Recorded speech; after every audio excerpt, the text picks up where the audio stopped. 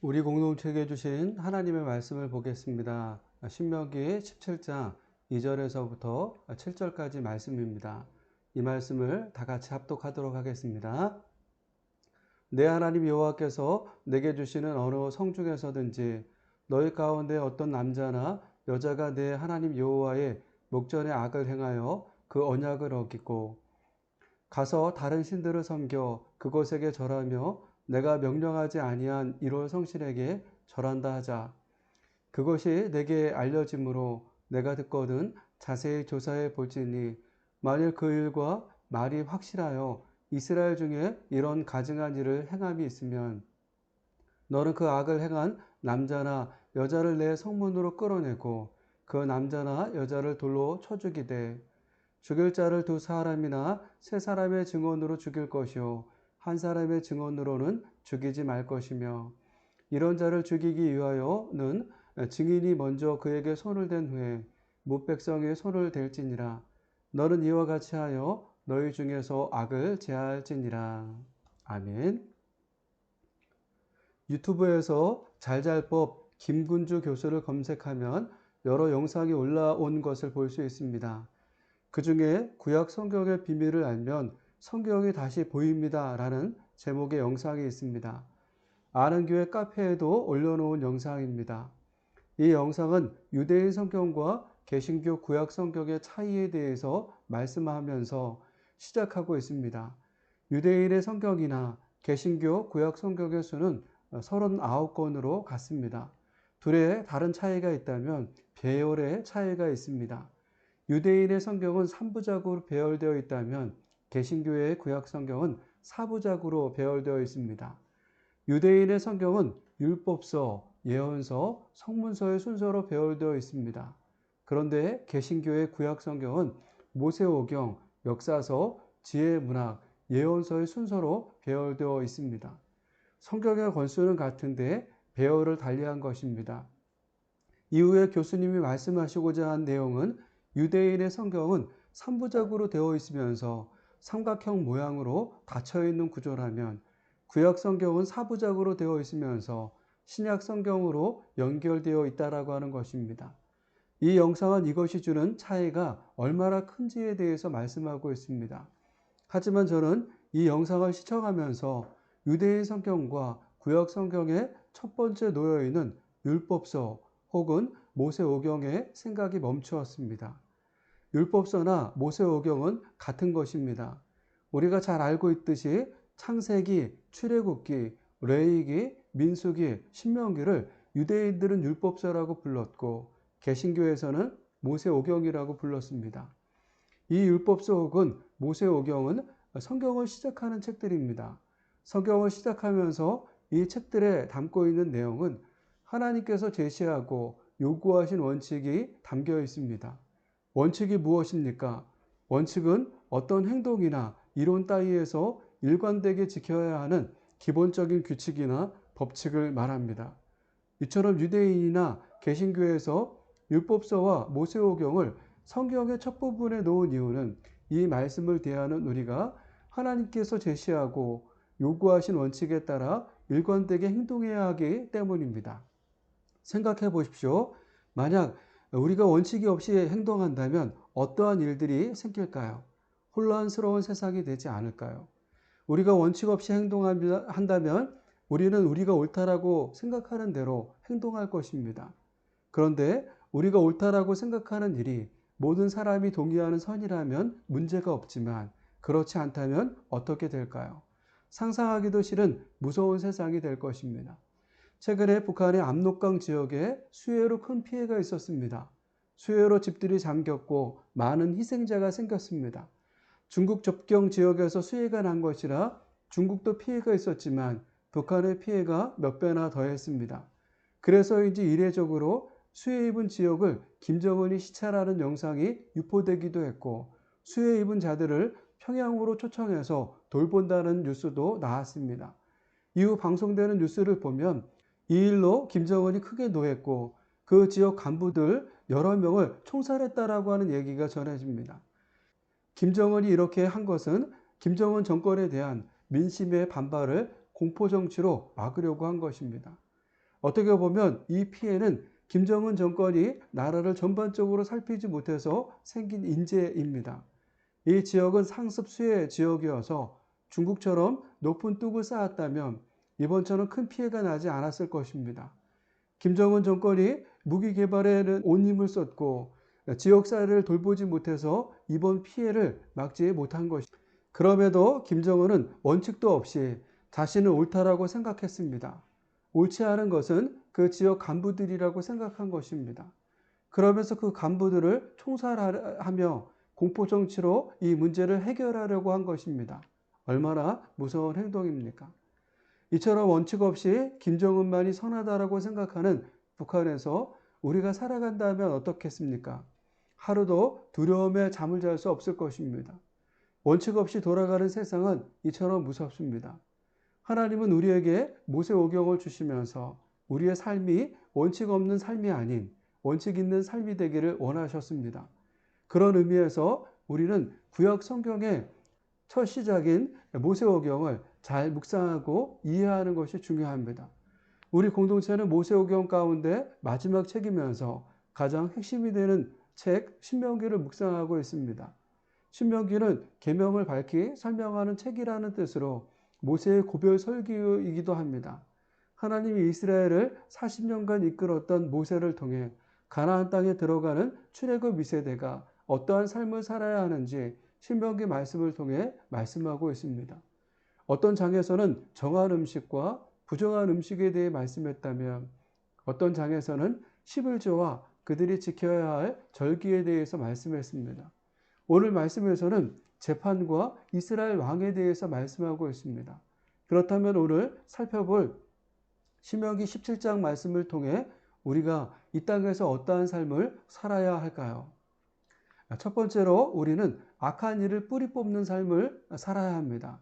7절 말씀을 표준 세번역 성경으로 읽어보겠습니다. 죽일 때에는 증인이 맨 먼저 돌로 쳐야 하고 그 다음에 모든 백성이 뒤따라서 돌로 쳐야 한다. 그렇게 하여 이런 악한 일을 너희 가운데서 뿌리를 뽑아야 한다. 하나님께서 출애굽 2세대를 가나안 땅으로 인도하신 이유는 그 땅의 사람들이 악했기 때문입니다. 그래서 출애굽 2세대가 그 땅에 들어가서 반드시 해야 할 일은 악한 자들을 진멸하는 것입니다. 진멸한다라고 하는 것은 무찔러 모조리 죽여 없애는 것을 말합니다. 이처럼 하나님은 악을 가나안 땅에서 없애길 원하셨습니다. 이제 출애굽 2세대는 이 말씀을 붙잡고 가나안 땅에 들어가 그 땅의 악한 자들을 진멸할 것입니다. 마치 오래된 집에 들어갈 때 깨끗하게 청소하듯 가나안 땅을 깨끗하게 청소할 것입니다. 하지만 우리가 집을 청소해 보아서 알지만 깨끗하게 청소한 집도 얼마 후면 더러워집니다. 가나안 땅에 들어가 새롭게 정착한 이스라엘도 더러워질 수 있습니다. 그렇다면 어떻게 해야 할까요? 집이 더러워지면 또 청소하면 되듯 새롭게 정착한 이스라엘도 더러워지면 또 청소하면 됩니다. 그러면서 생각해 봐야 할 것이 있습니다. 무엇이 이스라엘을 더럽게 하느냐는 것입니다. 하나님을 철저하게 우상에게 절하는 것이 그들을 더럽게 하는 것이라고 하셨습니다. 사도행전 15장 20절 말씀입니다. 다만 우상의 더러운 것과 음행과 목매어 죽인 것과 피를 멀리하라고 편지하는 것이 옳으니. 사도행전 15장은 예루살렘 초기에서 결의된 내용이 무엇인지 말씀해주고 있는 성경 말씀입니다. 오순절 마가의 다락방에 성령이 임한 후 여러 지역의 교회가 생겨났습니다. 교회가 생기면서 제기된 여러 가지 문제들이 있었는데 이 문제들을 명확하게 정의하기 위해 최초로 열린 총회가 예루살렘 총회입니다. 이 예루살렘 총회의 결의에서 우상을 어떻게 정의하고 있습니까? 우상을 더러운 것이라고 정의하고 있습니다. 이처럼 우상에게 절하는 것은 이스라엘을 더럽게 하는 것입니다. 오늘 신명기 17장도 이 말씀을 하고 있습니다. 하나님은 가나안에 들어가 생기게 될 일 중 혹시 모를 일을 말씀하면서 한 가지 예를 들었습니다. 어떠한 남녀가 다른 신들 혹 일월 성신에게 절한다면 어떻게 해야 하는지 예를 들어서 말씀해주고 있습니다. 어떠한 남녀가 다른 신들 혹 일월 성신에게 절한다면 가장 먼저 해야 할 일은 자세히 조사하는 것입니다. 이 남녀가 정말 하나님이 아닌 다른 신들을 섬기며 절했는지 자세하게 살펴보는 것입니다. 이렇게 조사한 결과 그 사실이 맞으면 그 다음 해야 할 일은 그들을 성문으로 끌어내는 것입니다. 그들을 성문으로 이끌어낸다라고 하는 것은 재판장으로 끌어낸다라고 하는 말입니다. 이 당시 성문은 소통의 장소이면서 재판의 장소였기 때문입니다. 이제 재판장에 세워진 그들을 판결해야 하는데 이때 중요한 것은 두 사람이나 세 사람의 증언이 필요합니다. 두 사람이나 세 사람의 증언이 일치하면 그에게 유죄 판결을 내리고 돌로 쳐 죽였습니다. 이때 증인이 먼저 돌을 들고 손을 댄 후 백성들이 손을 대는 것입니다. 하나님은 이렇게 하면서 너희 중에서 악을 제할지니라 라고 하셨습니다. 어떻게 보면 우상 숭배하는 자를 처벌하는 과정은 무섭습니다. 그럼에도 이 무서운 일을 그들이 행해야 하는 이유는 악을 그들의 삶에서 제거해야 하기 때문입니다. 금묵자악이라는 말이 있습니다. 먹을 가까이 하면 검게 된다라는 말입니다. 이처럼 하나님은 악을 가까이 하면 검게 된다라고 하시면서 악을 근본부터 뿌리 뽑아야 한다라고 하신 것입니다. 사랑하는 여러분, 이러한 신앙의 원리는 오늘 우리에게도 중요한 원리입니다. 하나님은 신명기를 통해서 우리에게 악하다라고 정의하신 것이 있습니다. 예를 들어 모든 고기는 먹을 수 있으나 피는 먹지 말라고 하셨습니다. 피를 먹지 말라고 하신 것은 아담과 하와에게 선악과를 먹지 말라고 하신 말씀과 같은 의미가 있습니다. 아담과 하와가 에덴 동산에서 모든 일을 할 수 있었지만 유일하게 금하신 것이 선악과를 먹지 말라는 것이었습니다. 그들에게 이렇게 말씀하셨던 것은 그들이 하나님이 아니라는 사실을 알려주기 위함이었습니다. 마찬가지로 피를 먹지 말라는 말도 같은 뜻이 담긴 말씀입니다. 우리는 하나님이 아닙니다. 내 삶의 주인이 내가 아니라는 말입니다. 내 삶의 주인이 나라고 하는 순간 나의 삶은 악한 것이 됩니다. 그래서 하나님은 이것을 금하신 것입니다. 반대로 하나님은 우리에게 선하다라고 정의하신 것이 있습니다.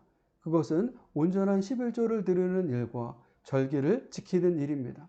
하나님께서 이렇게 온전한 11조와 절기를 지키라고 말씀하셨던 것은 하나님께서 그들의 삶을 책임져 주시겠다라고 하는 뜻이 담겨 있습니다. 우리의 삶은 우리가 책임지는 것이 아닙니다. 우리의 삶은 하나님께서 책임져 주시는 것입니다. 이것을 믿음으로 고백하며 나아가는 삶이 선한 삶입니다. 그렇다면 우리는 우리의 삶의 주인이 내가 아닌 하나님이심을 고백하며 하나님께서 선하다라고 정의하신 삶을 살아드려야 합니다. 11조를 드리고 절기를 지키며 우리를 구원해 주신 하나님께 감사해야 하고 먹고 입을 것을 베풀어 주신 하나님의 은혜에 감사해야 합니다. 우리는 아는 일과 그렇게 사는 일이 다르다라고 하는 것을 잘 알고 있습니다. 하나님은 오늘 우리가 악한 일을 뿌리 뽑는 삶을 살아야 한다라고 하는 것을 아는 일로 그치는 것이 아니라 그런 삶을 살아야 한다라고 하십니다. 이것이 깨달아지는 아는 공동체가 되기를 축복합니다. 두 번째로 우리는 권위자가 교만해지지 않도록 기도하는 삶을 살아야 합니다. 디모데전서 2장 1절과 2절 말씀을 보도록 하겠습니다. 그러므로 내가 첫째로 권하노니 그 모든 사람을 위하여 간구와 기도와 도고와 감사를 하되 임금들과 높은 지위에 있는 모든 사람들을 위하여 하라. 이는 우리가 모든 경건과 단정함으로 고요하고 평안한 생활을 하려 함이라. 사도 바울은 디모데에게 모든 사람을 위하여 간구와 기도와 도고와 감사를 하라고 했습니다. 간구와 기도는 일반적으로 간절히 기도하는 것을 말한다면 도고는 남을 위하여 하나님께 간청하는 중보 기도를 말합니다. 그래서 표준 세번역 성경에서는 1절 말씀을 다음과 같이 번역하고 있습니다. 그러므로 나는 무엇보다 도 먼저 모든 사람을 위해서 하나님께 간구와 기도와 중보의 기도와 감사를 드리라고 그대에게 권합니다. 이처럼 사도 바울은 디모데가 모든 사람을 위해 중보의 기도를 올려드리기를 원했습니다. 그러면서 그 대상을 말했는데 2절을 보면 임금들과 높은 지위에 있는 모든 사람을 위하여 하라라고 하였습니다. 이것은 디모데에게만 하신 말씀이 아닙니다. 오늘 우리에게도 하시는 말씀입니다. 사도 바울은 우리가 모든 사람을 위해 중보기도해야 하지만 먼저 기도해야 할 분들이 있는데 대통령과 위정자들을 위해 기도해야 한다라고 하는 것입니다. 그렇다면 우리는 이들을 위해 어떻게 기도해야 할까요? 오늘 신명기 17장은 이들을 위해 우리가 무엇을 기도해야 하는지 말씀해 주고 있습니다. 신명기 17장은 이스라엘의 왕을 세우고자 할 때 하나님께서 그들의 형제 중 택하신 자를 왕으로 세워야 한다라고 했습니다. 그러면서 세워진 왕이 하지 말아야 할 것 세 가지와 해야 할 것 한 가지를 말씀하고 있습니다. 세워진 왕이 하지 말아야 할 것은 첫 번째는 병마를 많이 두지 말아야 하며, 두 번째는 아내를 많이 두어서는 안 되고, 마지막으로 자기를 위하여 은금을 많이 모아서는 안 된다라고 하였습니다. 하나님께서 병마를 많이 두지 말라고 하신 것은 여러 이유가 있기 때문입니다. 첫 번째 이유는 애굽과의 접촉을 금지시켜 애굽의 우상 숭배와 가증한 풍속을 받아들이지 못하도록 하기 위해서였습니다. 일반적으로 그 당시에 좋은 말은 애굽에서 많이 났으므로 그와 같은 말을 확보하기 위해서는 자연스럽게 애굽과 교역을 하는 수밖에 없었습니다. 그렇게 되면 자연히 애굽의 문물과 풍속이 들어올 수 있으니 많은 병마를 금하신 것입니다. 두 번째 이유는 왕의 오만과 자기 과신을 방지하기 위해서였습니다. 고대 팔레스타인에서 말은 군사력의 상징으로 말을 많이 소유하고 있다라고 하는 것은 곧 군사력이 강하다라고 하는 것을 의미했습니다. 그러나 이스라엘은 왕정 체제를 갖춘다라고 하더라도 여전히 하나님의 통치 아래에 있기에 인위적인 군사력에 앞서 먼저 하나님을 의지해야 합니다. 그래서 금하신 것입니다. 또 하나님께서 아내를 많이 두어서는 안 된다라고 하신 이유는 왕이 백성과 국정을 살피는 일보다 개인의 향락에 빠질 수 있어서 금하셨습니다. 그러면서 왕은 어떠한 일이든 공명정대하게 처리해야 하는데 많은 아내를 두면 이 공명정대함을 이룰 수 있어서 금하신 것입니다. 실제로 솔로몬을 보면 많은 아내를 두는 것이 얼마나 무서운 일인지 알 수 있습니다. 그가 말년에 국정을 그르치게 된 결정적인 원인이 바로 수많은 후비와 첩들을 두었기 때문이었습니다. 마지막으로 이스라엘 왕은 자기를 위하여 은금을 많이 모아서는 안 되었습니다. 왕이 은금을 많이 모아서는 안 되는 이유는 재물을 축적하면서 가지게 될 이기적인 마음 때문입니다. 왕은 백성의 안녕과 복지를 위해 노력하고 애를 써야 합니다. 그런데 왕이 자신의 이기적인 목적을 위해 재물을 축적하려고 하면 자연히 과중한 세금을 부과하거나 압제가 일어날 수 있습니다. 그래서 하나님은 왕이 자기를 위해 은금을 많이 모아서는 안 된다라고 하신 것입니다. 이처럼 이스라엘의 왕은 병마, 아내, 은금을 많이 두어서는 안 됩니다. 그러면서 해야 할 것을 한 가지 말씀했습니다. 그것은 율법책을 두루마리에 복사하여 평생 자기 옆에 두고 읽으면서 하나님을 경외하는 것입니다. 왕은 이 말씀을 읽는 것으로 그치지 않고 모든 말씀과 규례를 성심껏 어김없이 지켜야 했습니다. 하나님께서 이스라엘 왕에게 이처럼 요구하셨던 것은 본문 20절 말씀 때문이었습니다. 20절 말씀을 표준 세번역 성경으로 보겠습니다. 마음이 교만해져서 자기 결례를 업신여기는 일도 없고 그 계명을 떠나서 자로나 우로나 치우치지도 않으며 그와 그의 자손이 오래도록 이스라엘의 왕위에 앉게 될 것이다. 이스라엘 왕이 율법책을 두루마리에 복사하여 평생 자기 옆에 두고 읽으면서 성심껏 지켜야 하는 이유는 이렇게 할 때 그의 마음이 교만해지지 않을 수 있기 때문입니다. 사랑하는 여러분, 오늘 우리가 대통령과 위정자들을 위해 중보 기도할 때 어떻게 기도해야 할까요? 오늘 말씀을 보면 그들의 마음이 교만해지지 않기를 위해 기도해야 합니다. 잠언서 16장 18절에는 교만은 패망의 선봉이요 거만한 마음은 넘어짐의 앞잡이니라 라고 하였습니다. 우리나라의 대통령과 위정자들이 교만해질 때 나라는 망할 수 있습니다. 따라서 우리는 대통령과 위정자들이 교만해지지 않을 수 있도록 기도하는 삶을 살아야 합니다. 그렇다면 교만이란 것은 무엇입니까? 사전적으로 교만은 잘난 체하며 뽐내고 건방진 것을 말합니다. 하지만 성경에서 교만은 하나님을 하나님으로 인정하지 않는 것을 말합니다. 따라서 우리는 대통령과 위정자들이 하나님을 하나님으로 인정하는 자들이 될 수 있도록 기도해야 합니다. 그들이 하나님을 두려워하며 백성을 위해 공정한 결정을 할 수 있도록 기도해야 합니다. 이렇게 중보하는 아는 공동체가 되기를 축복합니다.